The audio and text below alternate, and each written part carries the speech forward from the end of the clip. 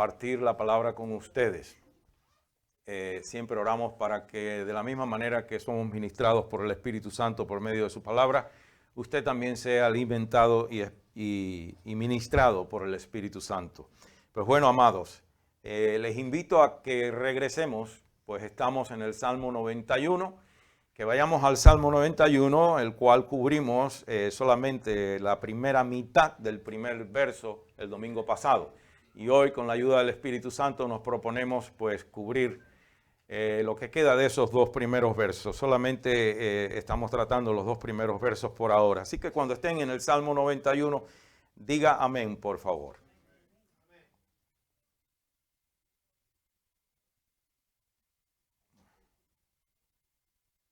Pues leemos en el nombre del Padre, del Hijo y del Espíritu Santo. Y dice así la palabra de Dios: el que habita al abrigo del Altísimo morará bajo la sombra del Omnipotente. Diré yo a Jehová, esperanza mía y castillo mío, mi Dios, en quien confiaré. Es decir, no es una pregunta, casi siempre suena como una pregunta, pero es una afirmación. No es una pregunta, sino una afirmación que dice, mi Dios, solamente en Él confiaré. Padre, te damos gracias por tu palabra. Sobre todo te damos gracias por nuestra salvación en Cristo Jesús, a quien tú diste por nosotros desde antes de la fundación del mundo. Nos amaste en Él y en Él nos has recibido y nos ha bendecido y sentado en lugares celestiales juntamente con Él. Gracias por ese derroche de amor, de gracia y misericordia. Y gracias por tu Espíritu Santo, quien ilumina nuestro entendimiento. Te rogamos, Señor, que ilumines nuestro entendimiento y prepares nuestros corazones. Que sobre todas las cosas Jesucristo sea exaltado y glorificado. Y nosotros, como tu iglesia, seamos edificados en el conocimiento de la verdad. Por Jesús te lo pedimos y te damos gracias. Amén. Hermana Lucía, usted es muy importante también para nosotros. Y yo soy humano y se me van las cosas. Es decir, que usted también está incluida en esa oración. Usted ha estado luchando con cosas de salud. Y bueno, pues ya me conocen algunos que a veces se me patina el cloche y ¿qué voy a hacer? Pero no, ahora que la veo, pues gloria a Dios que la vi y la incluyo también, hermana. Perdóneme que no la mencioné al principio, pero sabe que se lo digo de corazón. Que Dios la bendiga y que se glorifique también en su proceso de lucha que tiene. El caso, amados, que vemos aquí, este es un salmo que con la ayuda del Espíritu Santo estaremos examinando.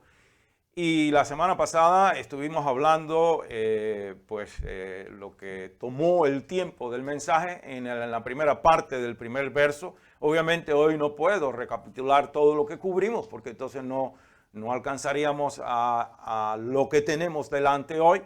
Pero en esencia estuvimos viendo que, y no solamente en esa primera parte del verso, sino a lo largo de todo el salmo, el tema central de este salmo es, o lo que este salmo, diríamos, motiva en nosotros, pone dentro de nuestro corazón, o lo que usa el Espíritu Santo, es motivar en nosotros la intimidad con Dios.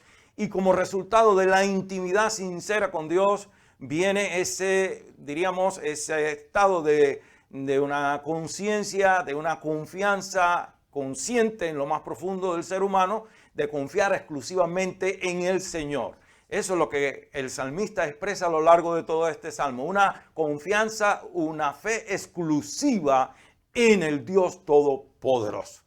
Independientemente del mensaje negativo de las circunstancias, porque esa es la fe. La fe es la que permanece confiando, creyendo, esperando en Dios, independientemente del mensaje negativo de las circunstancias. Independientemente que yo no vea resultados, independientemente que Dios no conteste mis peticiones, yo permanezco confiando en Él. Y no es fácil, pero se puede, porque no lo hacemos en nuestra propia fuerza, sino en el poder del Espíritu Santo, que por la gracia que es en Cristo Jesús está y mora en nosotros. De manera que la semana pasada, si no me equivoco, concluimos diciendo, de acuerdo a lo que veníamos compartiendo, que lo importante es permanecer morando bajo la sombra del Omnipotente, porque los que alaban de lejos, los que siguen de lejos al Señor Jesucristo, desconectados de Él, fríos, sin amor, poco o nada saben de lo que el Señor reparte a esos que están en la intimidad con Él, en la intimidad con Él en su santuario santo. Y ahora prestemos atención a la segunda parte del verso. La segunda parte del verso dice: morará bajo la sombra del Omnipotente. Obviamente, en la primera parte dice: el que habita al abrigo del Altísimo. Pues obviamente, si habitamos al abrigo del Altísimo, moraremos bajo la sombra del Omnipotente. En el concepto general, hermanos, de lugares seguros, de lugares que nos brinden esa protección que tanto anhela el ser humano, de refugiarnos y estar protegidos, pues uno piensa, por ejemplo, en la bóveda de un banco, en un búnker de eso de hormigón armado a prueba de bombas, en los refugios que se construyen para huracanes o tornados. Sin embargo, este texto dice que el lugar más seguro en el universo es una sombra. Obviamente, no una sombra cualquiera, es la sombra del Omnipotente, la sombra del Omnipotente. Aquellos que moramos en Cristo, comprobaremos, hermanos, que Él nunca permitirá que ninguna cosa nos dañe en su lugar santo. Y lo único que podemos quizás llamar así para una no muy buena comparación, porque cuando comparamos las cosas terrenales con las celestiales nunca lo vamos a hacer correctamente, es incomparable, pero para tener una idea de lo que significa la fidelidad de Dios, el compromiso que tiene Dios de cuidar a aquellos que hemos puesto toda la confianza en Él, aquellos que corremos a sus pies y que al fin y al cabo no corremos por nosotros mismos, sino que Él con cuerdas de amor nos atrae hacia sí mismo. Pero para tener una idea, recuerde la cultura de aquella época, cómo en la cultura de aquella época y aún hasta el presente, el dueño de la casa era tan respetuoso de esa tradición de la hospitalidad que está dispuesto en estas tierras bíblicas, aún al presente, no en ciudades ya modernas, pero los que viven en zonas más remotas, aún están dispuestos a dar su vida en defensa por aquellos que reciben como huéspedes. ¿Cuánto más Dios? ¿Cuánto más Dios no está comprometido con los que hemos depositado toda nuestra confianza en Él? En Juan 10:11, el Señor Jesucristo dice esto: yo soy el buen pastor su vida da por las ovejas o por sus ovejas. Y en Juan 10:27 al 30, el Señor Jesucristo continúa diciendo en ese pasaje: mis ovejas oyen mi voz y yo las conozco y me siguen. Y yo les doy vida eterna y no perecerán jamás, ni nadie las arrebatará de mi mano. Mi Padre que me las dio es mayor que todos y nadie las puede arrebatar de la mano de mi Padre. Yo y mi Padre uno somos. Permítame una breve observación del verso 27, porque cada palabra en ese verso y en todo el pasaje sugiere intimidad, sugiere esa relación interpersonal, esa relación que se cultiva en una, diríamos, amistad sincera. Dios llega al extremo de llamar a algunos de sus escogidos en la palabra de Dios su amigo. Él llamó a Abraham que era su amigo. Y el Señor Jesucristo en Juan 15 también le dice a los discípulos: ya no les llamaré más mis discípulos, les llamaré mis amigos. Entonces, note, hermanos, por ejemplo, mis ovejas es una expresión posesiva.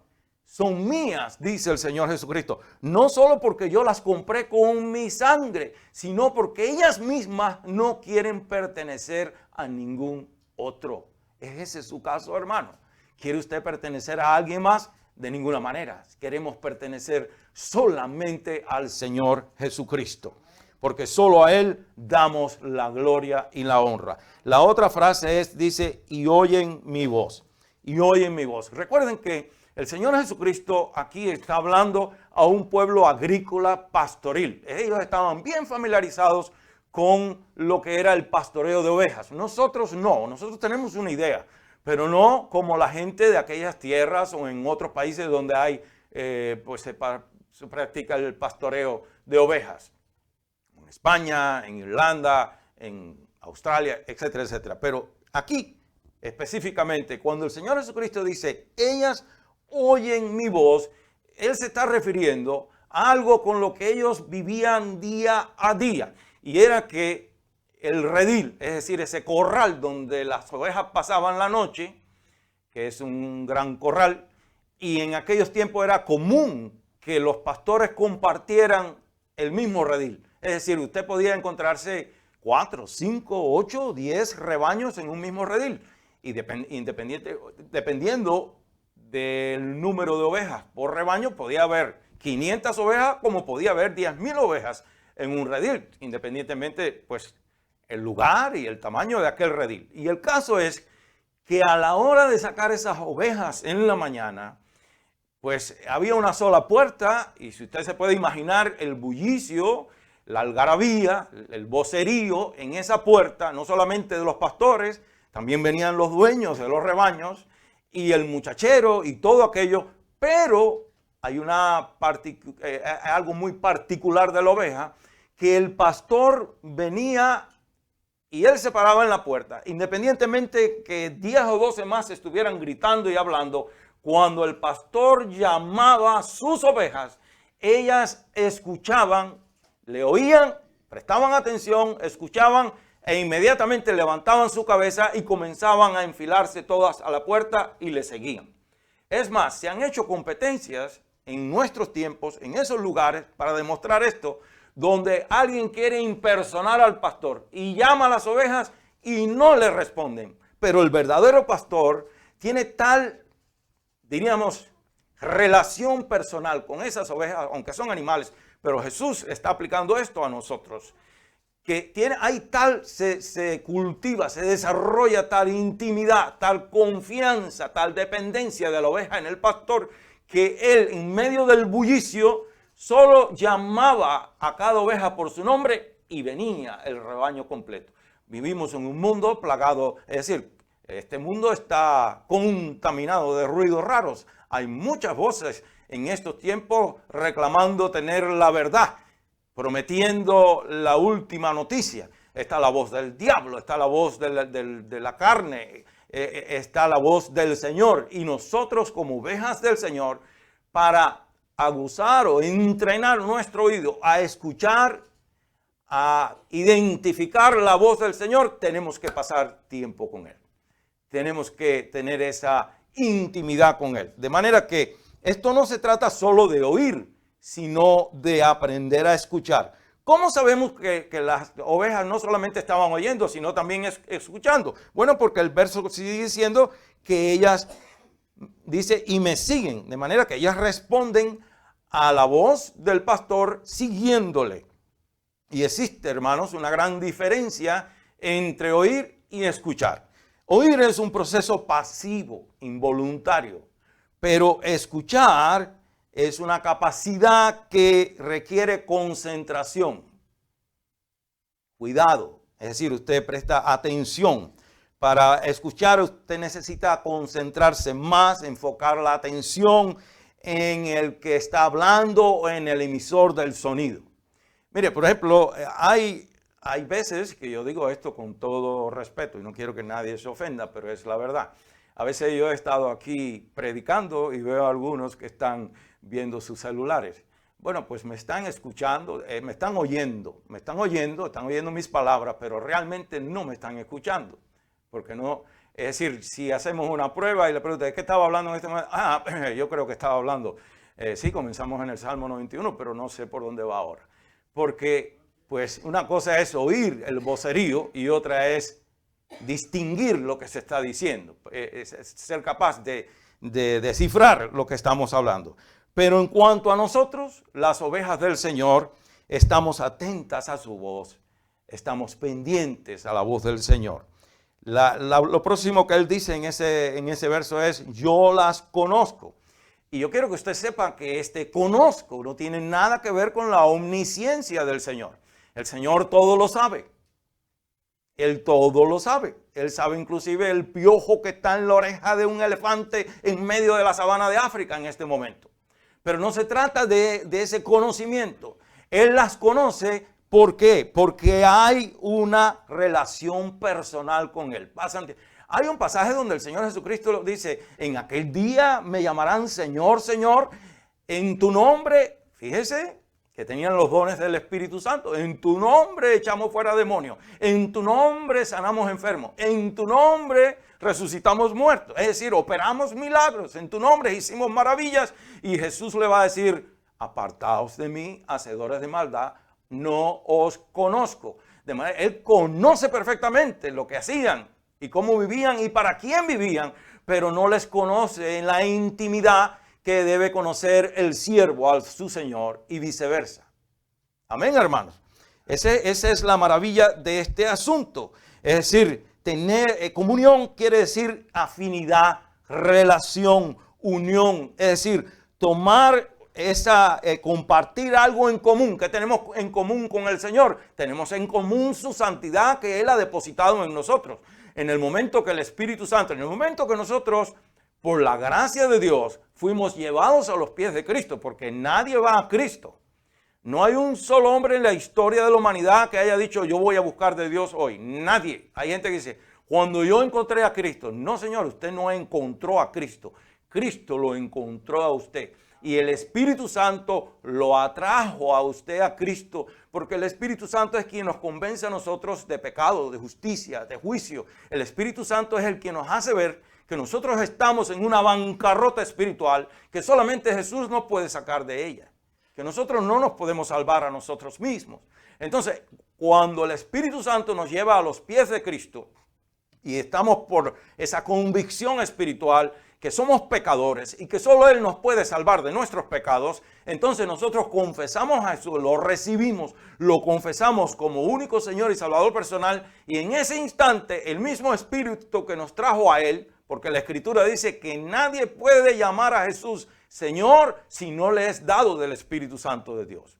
Y en ese instante que recibimos y confesamos a Jesús como nuestro único Señor y Salvador personal, el Espíritu Santo viene a morar en mí y en usted, vino a morar en nosotros, y es el Espíritu quien nos guía a toda verdad, y es el Espíritu que nos va ayudando a desarrollar o a cultivar esta comunión con el Señor. ¿Y qué tenemos en común? Pregunto de nuevo. Pues tenemos en común esta salvación tan grande. Tenemos en común que aunque hay en nosotros todavía una naturaleza pecaminosa que se inclina al mal, también el Espíritu resucitó, el Espíritu que estaba muerto o estaba apresado en pecados, y ahora ha comenzado el Espíritu Santo un proceso que se llama, desde el día que nacimos de nuevo, el proceso de la santificación, el proceso de la regeneración, el proceso de la transformación espiritual, que aunque no somos perfectos, ya no somos lo que éramos antes.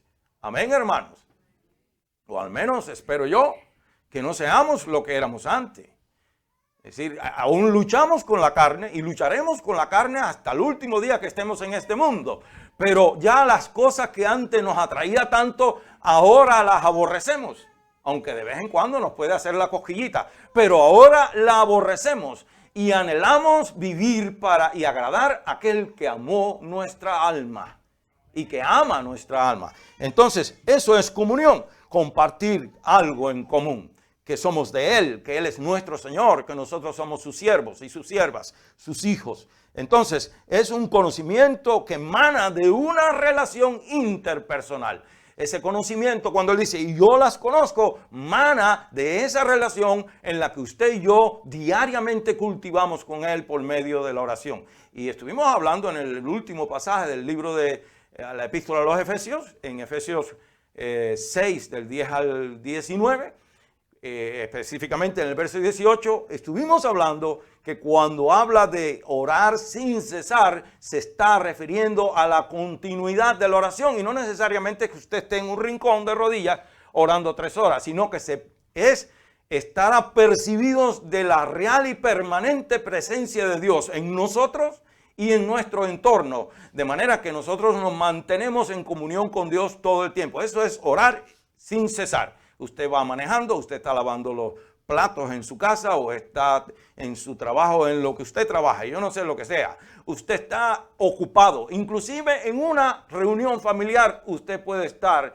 conectado mentalmente con el Señor, porque usted le está dando inclusive las gracias por lo que está pasando, por el momento que usted está disfrutando. Y si se da un machucón, también dígale, oh Señor, ayúdame. Pero no baje los santos del cielo. Es decir, es estar en comunión con el Espíritu, porque el Espíritu es el que debe gobernar en nosotros. Y la próxima frase del Señor aquí dice, y me siguen. Esto equivale a hacer su voluntad, hermano. Les place a las ovejas del Señor correr detrás de Él. Es decir, hay una relación tan maravillosa donde el amor es recíproco, porque, es decir, regocija tanto al Señor de las ovejas como a las ovejas mismas.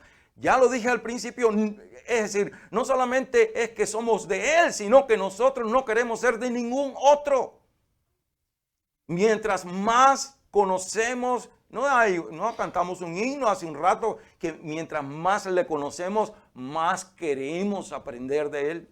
Y más tiene Él para nosotros, más nos enamoramos de Él. Y digo esa palabra porque no tener otra mejor en este momento. Es ese amor que se va desarrollando en nosotros por Él. Le amamos porque somos amados primero. Somos capaces de amar porque Él nos amó primero. Y si usted sigue viendo esos versos, podrá apreciar las bendiciones, los beneficios para cada uno de nosotros. Es decir, Él siempre tiene más para darnos. Y Él quiere darnos a nosotros esa seguridad, esa garantía, esa salvación, esa vida eterna. Y ahora vamos, por favor, a la primera mitad del verso 2. Diré yo a Jehová. Note cómo, y esto ya lo hablamos,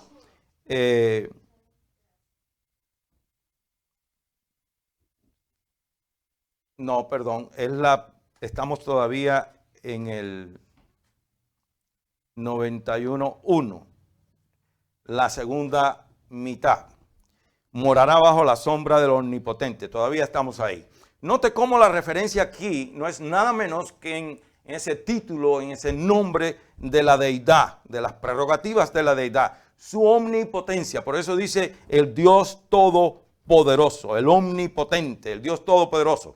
Y esa palabra, hermanos, se explica por sí sola. Todopoderoso, nadie puede con Él. Y cuando nosotros moramos bajo la sombra del Altísimo, estamos guardados por Él. ¿Quién podrá tocarnos? Si Él es más poderoso que todos. Entonces, la persona que camina es decir, camina con Dios, está seguro en Dios. Y ninguna cosa puede tocarle. ¿Por qué? Porque está bajo la cobertura del poder del Señor Todopoderoso. Y he acabado de tocar una palabrita aquí que yo me cuido de ellas porque últimamente se han apoderado de todas estas palabras, sobre todo los falsos maestros. Cobertura espiritual, yo declaro, yo decreto, yo cancelo. Es decir, toda esa jerga de la confesión positiva, de la superfe y de todas estas cosas. Pero podemos usar esta palabra aquí, cobertura, sí, porque es la cobertura verdadera del Señor. Esa otra cobertura espiritual que ofrecen por ahí, donde usted tiene que enviar una semilla, que mientras más alta la semilla, es como un seguro de carro o de casa. Mientras más dinero usted mande, más cobertura espiritual le ofrecen. Entonces, La iglesia evangélica, los que dicen que son evangélicos, que están en eso, que no lo son, porque es imposible que lo sean, vendiendo bendiciones espirituales que Jesús ganó para nosotros con su propia sangre, ahora la venden por dinero. Es decir, han condenado al Vaticano por qué sé yo cuántos años, condenando al Vaticano por la doctrina de la absolución, es decir, de pagar dinero para sacar a alguien para perdón de pecados, o sacar a alguien del purgatorio, que para empezar no existe, pero bueno, del purgatorio o lo que sea. Hemos condenado al Vaticano por la absolución, pero nosotros, no nosotros, sino ellos que están metidos en la iglesia evangélica, cobran dinero por supuesta cobertura espiritual. Dígame usted que usted le envía una semilla de $5,000 a un gurú espiritual de esto por cobertura espiritual, y que de pronto se haya ido de vacaciones en un crucero y apagó el celular, y usted está en el medio de la crisis, y ninguno de los 12 canchanchanes que ellos tienen alrededor, porque dice que tiene 12 escuderos para imitar pues los 12 apóstoles del Señor, y ninguno de esos tampoco lo puede localizar. ¿Y cómo se arregla usted? Por eso es que no necesitamos cobertura de hombre alguno, Señor. La cobertura la tenemos si estamos en el Señor Jesucristo. Bien lo dijo el pastor Acuña hace un domingo o dos aquí, que si usted está en Cristo, usted está completo y no necesita absolutamente nada. Entonces, si hablamos de cobertura, hablamos exclusivamente de la cobertura espiritual que da Jehová de los ejércitos, el Dios todopoderoso y eterno. No necesitamos cobertura espiritual de hombre alguno. Eso se usa en el mundo del espiritismo. Cuando yo estaba en Cuba, de donde el Señor me salvó a mí del espiritismo, porque yo crecí en eso, usted pagaba al brujo para que le hiciera un resguardo, y andaba con un resguardo en el bolsillo. Una cosa en el bolsillo, unas semillas de unos palos raros que había, o el colmillo de un cerdo, o el cuerno de un venado. Mira qué cosa más absurda. Y andaba con eso, y todos los viernes había que hacerle algún zarandajo para que esa cobertura espiritual no se dañara. Y más bien lo que estaba más amarrado que una bola de hilo, con ataduras de demonios y cosas semejantes. Pero en la iglesia evangélica, vender cobertura por dinero, no, señor. El que camina, hermanos, el que camina con el Señor está seguro, porque está guardado por el poder espiritual del Señor. Le podemos llamar, sí, la cobertura de su poder y de su amor eterno. Hermano, no hay refugio comparable a la protección de la sombra de Jehová de los ejércitos. Porque, hermano, donde esté la sombra de una persona, allí está ella. Y para usted estar bajo la sombra de alguien, usted necesita caminar al lado de esa persona. Usted sale allá afuera, salimos los dos, y yo quiero estar bajo su sombra. Más me vale que yo camine a su lado, o de lo contrario, yo no voy a estar bajo su sombra. Y eso es lo que todo el contenido de este salmo sugiere: intimidad con Dios. Estar o morar bajo la sombra del Altísimo no es otra cosa que intimidad con Dios. Eso transmite la idea de una vida de intimidad con Dios. De intimidad con Dios. Y mientras más usted se acerca a Dios, más se acercará Dios a usted, hermano. Porque eso es lo que Él anhela. Él creó al hombre para tener comunión con Él. La Escritura dice que antes del pecado, el Señor se paseaba con la primera pareja en el huerto y conversaba con ellos como usted y yo podemos conversar, o mejor, porque en aquel tiempo ni pecado existía. Era una conversación perfecta y limpia. Santiago 4:8 dice: acercaos pues a Dios, y Dios se acercará a vosotros. Y note que la manera de acercarse, si uno sigue leyendo lo que está escribiendo Santiago, dice: limpiar las manos, y ese doble ánimo. Es decir, tenemos que irnos arreglando. No es que Dios se esconda ni nos ponga obstáculos para llegar a Él, pero anhela que nos acerquemos a Él con corazones sinceros, y el Espíritu se va encargando de irnos limpiando de todo aquello que a Dios no le agrada. Ahora sí vamos al verso 2, y la primera parte dice: diré yo a Jehová, esperanza mía y castillo mío. Por favor, preste atención, porque aquí hay un gran principio bíblico expresado en esta corta frase. En esencia, el salmista ha tomado una verdad general, y digo una verdad general porque el concepto de que Dios es esperanza y refugio lo encontramos a lo largo de toda la Biblia, pero el salmista tomó esa verdad general y por medio de la fe la hizo suya propia. Se apropió de esa verdad general de que Dios es nuestro refugio, y lo vemos a lo largo de toda la Biblia, pero él se apropia de eso por medio de la fe que el propio Dios nos ha dado, y eso lo puede hacer solamente el individuo que ha ido desarrollando esa intimidad con Dios, que conoce a Dios al nivel que Dios quiere que le conozcamos, porque así es como Él quiere que le conozcamos. Y alguien me pregunta, bueno, ¿y cómo el salmista tuvo acceso a ese grado de sabiduría y de intimidad con Dios? Bueno, la respuesta es sencilla. El Salmo dice que él, ¿cómo es? Vivía en intimidad con Dios. Juan 4:23 dice, la hora es, ¿cómo es? Mas la hora viene y ahora es cuando los verdaderos adoradores adorarán al Padre en espíritu y en verdad. Pero aquí viene la parte más interesante, porque también el Padre tales adoradores quiere que le adoren o que le busquen de esta manera. ¿Se da cuenta? Dios tiene un interés tremendo en que nosotros desarrollemos esta intimidad. Jeremías 33:3 dice, clamad a mí y yo os responderé y os mostraré cosas grandes y ocultas que no conocen. Es Dios invitándonos a buscar de Él. Reconocemos, hermanos, pues, que la frase Jehová es como castillo es una frase consoladora. Pero cuando usted dice o decir Jehová es mi castillo, es la esencia de la consolación y la suma de toda garantía. Cuando usted dice que Dios es su castillo. ¿Por qué? Bueno, porque una cosa es una promesa general a lo largo de la palabra de Dios, y otra es cuando usted por la fe que es por medio de Jesucristo la hace suya propia. Todos los que creemos en Dios, todos los que confiamos en Él, debemos decir, diré yo a Jehová. ¿Sabe por qué? Bueno, porque tal acto de fe, en primer lugar, honra a Dios, y en segundo lugar, estimula a otros a imitarnos en ese tipo de confianza o de fe en Dios.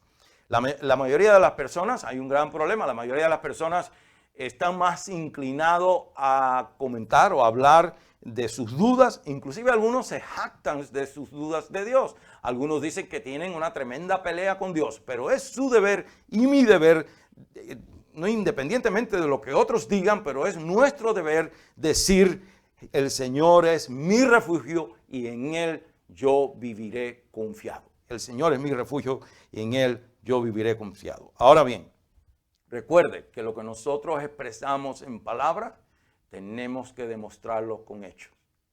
Porque dije al principio que esto no es un camino de rosa. La vida cristiana no es un camino en el parque, no es un paseo en el parque, no es caminar sobre una alfombra de rosa. La vida cristiana está vestida de colores de guerra desde el primer día. Recuerden que a nuestro Salvador lo agarraron y lo clavaron a una cruz. Y desde entonces a los que, bueno, la Biblia lo dice, todo el que quiera vivir piadosamente para Dios sufrirá penalidades. Todos los discípulos del Señor Jesucristo, menos uno, bueno, inclusive él también. Juan también sufrió todo tipo de violencia, murió luego de vejez. Todos los otros murieron violentamente. Es decir, esto no, pero hay una promesa de que a nuestra alma no la podrá tocar el diablo.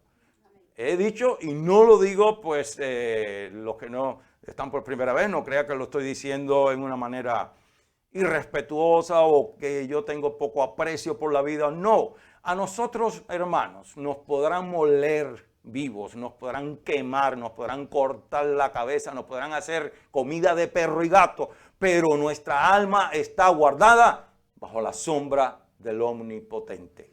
Y eso es lo que más vale.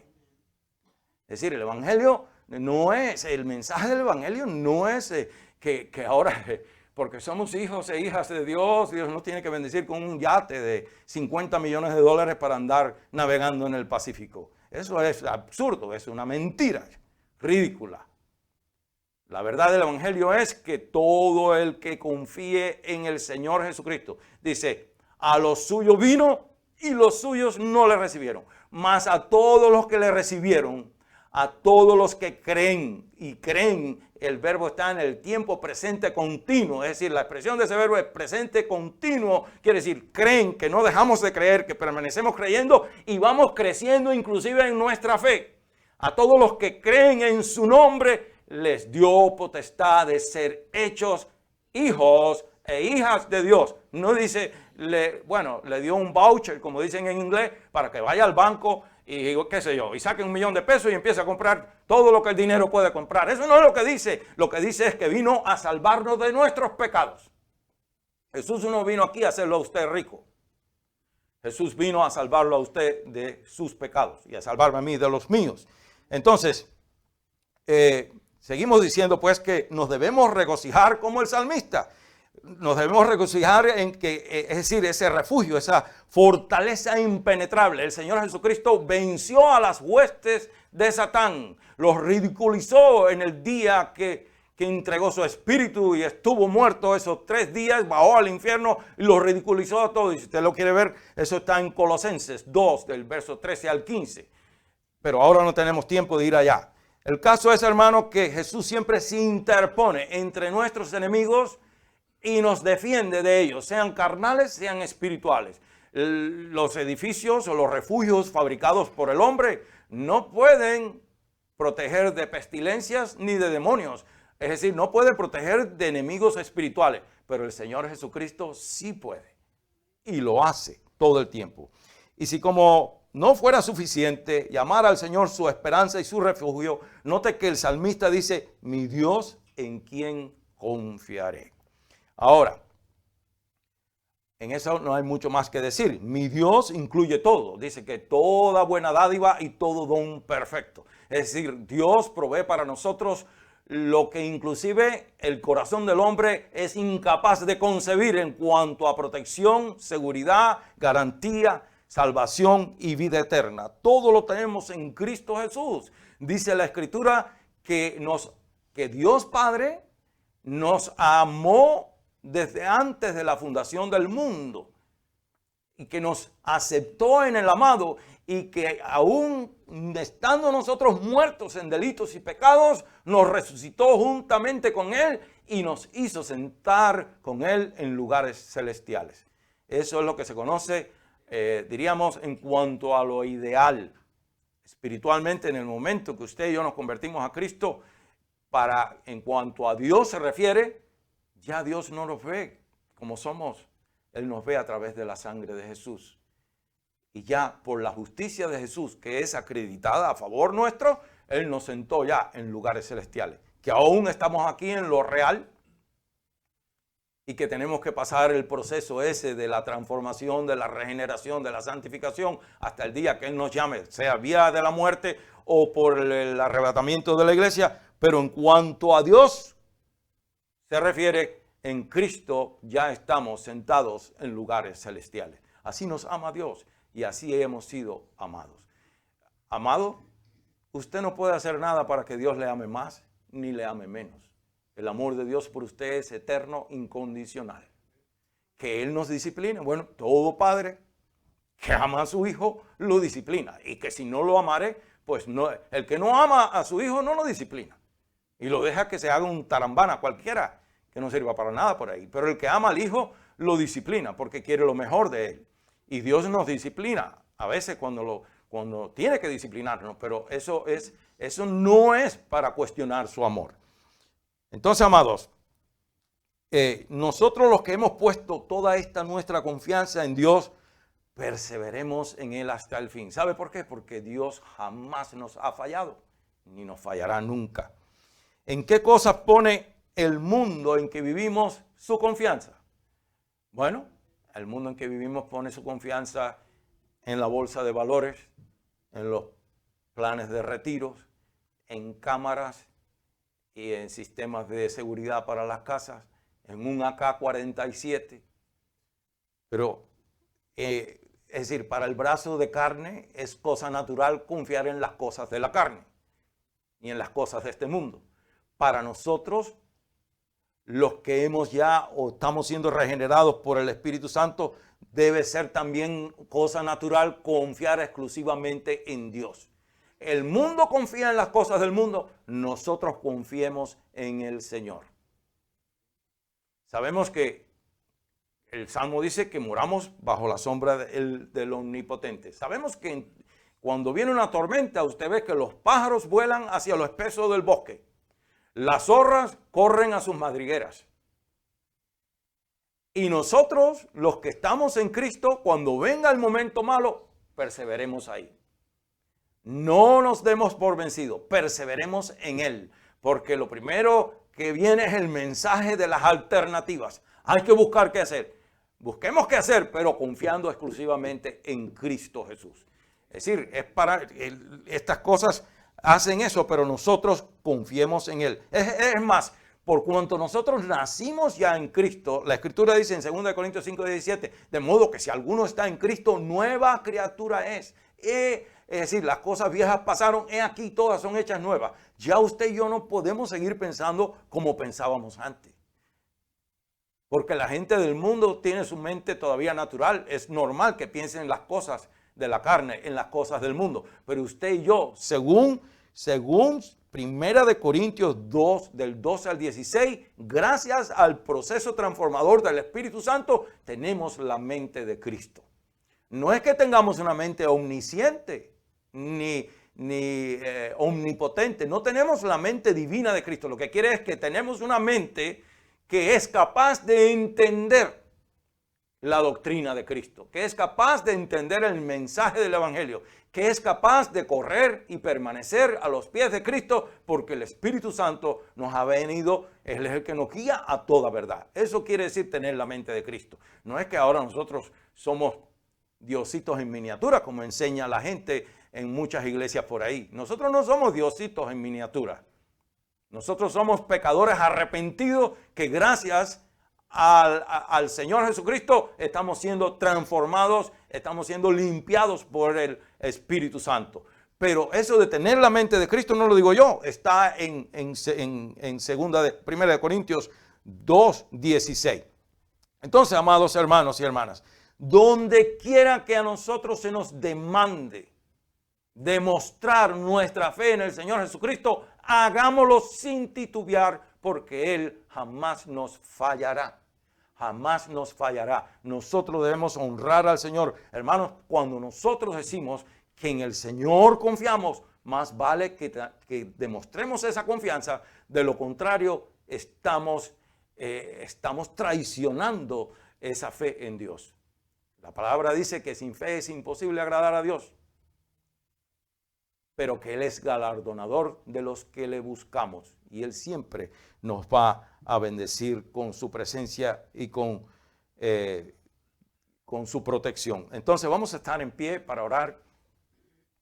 Y mi anhelo de hoy es que oremos sinceramente para que nosotros, desde lo más profundo de nuestro corazón, seamos capaces siempre de decir: en el Señor Jesucristo yo viviré confiado. En el Señor Jesucristo yo viviré confiado. Igualmente a ustedes, amados hermanos, y especialmente amigos que quieren vivir confiado en el Señor. Y realmente el primer paso, y muy importante es que ustedes reconozcan que son pecadores, que tienen que arrepentirse de sus pecados y recibir a Jesús como su único Señor y Salvador personal. Si usted quiere aceptar a Jesús hoy como su único Señor y Salvador personal, yo creo que es la decisión más importante de su vida, diga conmigo esta oración. Y una vez que usted acepte a Jesús, que lo reciba, que lo confiese como su único Señor y Salvador personal, usted también podrá experimentar lo que dice el salmista, lo que significa vivir bajo la sombra del Omnipotente. Aún en medio de este mundo plagado de incertidumbre, de miedo, de dificultades, usted caminará, sea hombre o sea mujer, confiado o confiada, porque usted sabe que está morando bajo la sombra del Omnipotente por medio de la fe en el Hijo de Dios. Diga conmigo: Señor Jesucristo, yo reconozco que soy pecador o pecadora. Y en esta hora quiero entregarte mi corazón, quiero darte mi vida. Te confieso como mi único Señor y Salvador personal y te ruego que me salves, te ruego que me salves de mis pecados e inscribas mi nombre en el libro de la vida. Que tu Espíritu Santo venga a ser morada en mí como está prometido en la palabra de Dios y me guíe a toda verdad y te sirva todos los días de mi vida. Gracias, Señor, por salvarme. Amén. Si usted ha hecho esa oración, ha tomado la mejor decisión de su vida. Y nosotros, hermanos, aquí en el santuario y los hermanos que están escuchando, oremos así con el rostro inclinado, nuestros ojos cerrados, pidámosle al Señor. Señor Padre Santo, te rogamos que esto no sea simplemente un comentario bíblico o diríamos un mensaje sobre el Salmo 91, sino que venga a ser nuestro estilo de vida de ahora en adelante, que nosotros practiquemos, que nosotros vivamos esta palabra y que te busquemos en espíritu y en verdad como tú quieres que todos los que te adoremos o te adoren, te busquen, que nosotros te conozcamos cada día más íntimamente y por convicción, no por conocimiento intelectual, sino por que esté sembrado en lo más profundo de nuestra conciencia, de nuestro corazón, por medio de la fe en el Señor Jesucristo, vivamos permanentemente confiando en ti, vivamos caminando a tu lado, siguiéndote en todo, por medio de guardar tu palabra, de buscar tu rostro, de vivir conscientes de no ofenderte, de no hacer nada que contristemos al Espíritu Santo. Enséñanos a caminar contigo y a buscarte en la intimidad que tú anhelas que te busquemos, para que vivamos verdaderamente esta promesa de tu palabra, que si vivimos bajo tu sombra, estaremos protegidos por tu presencia. Gracias, Padre. Gracias, en el nombre de Jesús te damos. Te rogamos que vivamos esta palabra y que sea una realidad en nuestras vidas. Que seamos testimonios vivos de que tú eres real y verdadero. Por Jesús te lo pedimos y te damos gracias. Amén. Dios les bendiga, amados hermanos y hermanas.